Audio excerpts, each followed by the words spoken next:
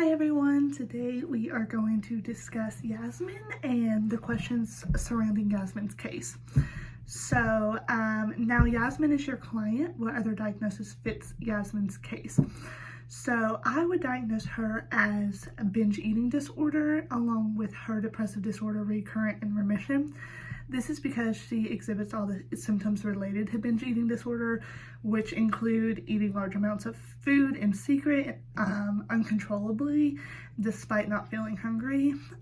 She has a feeling of lack of control during her eating jags, feeling distressed and disgusted with herself after binge. And then she does not use any methods of purging, such as vomiting, laxatives, fasting, or weight loss agents. So all of these symptoms that Yasmine is portraying to us points towards binge eating disorder, and so that is what I would diagnose her with.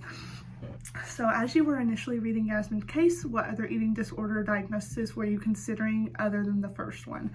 So when I first started reading the case, the first two diagnoses that initially came to mind were anorexia, in particular the binge eating format of anorexia, and bulimia.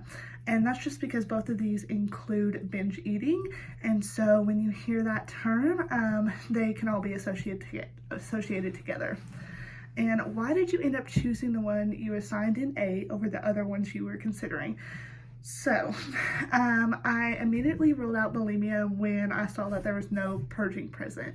That's because the main characteristic of bulimia is purging in some format, and she does not have this present, so I ruled that one out. So anorexia was ruled out because, first and foremost, there was no purging present. There was not a very intense restricted eating pattern present with her. She wasn't being restrictive on what she ate and what she could and couldn't eat. She had no intense fear of gaining weight. She didn't present that was an issue for her. And there was no evidence of her having a distorted body image, which is another huge factor with anorexia. She did mention that she felt in control when she was at her ideal weight, but other indications did not say that she needed to be at that weight or that she was at a distorted body image if she wasn't at that weight.